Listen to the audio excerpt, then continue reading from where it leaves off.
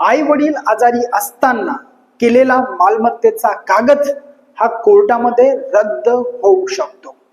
अनेकदा मुलं असतील किंवा नातेवाईक असतील, हे आई वडील आजारी असताना त्यांच्याकडनं बक्षीसपत्र असेल किंवा मृत्यूपत्र असेल किंवा कुलमुक्त्यार पत्र असेल किंवा खरेदी दस्त असतील, हे करून घेत असतात आणि विचार करतात की आपल्याकडे आता कागद आलेला आहे, म्हणजे मालकी ही पूर्णपणे आपली झालेली आहे। परंतु कायद्यानुसार जर हे सिद्ध झाले की असा कागद तयार करताना तो व्यक्ती आजारी होता किंवा त्याची मानसिक स्थिती योग्य नव्हती किंवा दबावामध्ये तो व्यक्ती होता, तर अशा वेळी तो झालेला व्यवहार किंवा तो कागद कोर्ट हे रद्द ठरवू शकते। कारण अनेक प्रकरणांमध्ये न्यायालयाने असे सांगितलेले आहे की दबावात किंवा आजारपणात केलेला एखादी कागद हा अवैध ठरविता येतो, ठरू शकतो।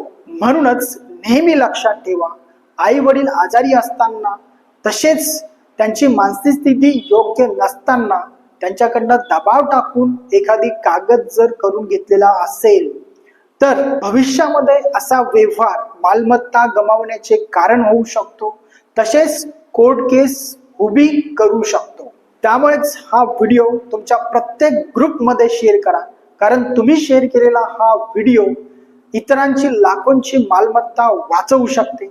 आणि अशाच कायदेशीर माहिती मिळविण्यासाठी चॅनलला फॉलो नक्की करा।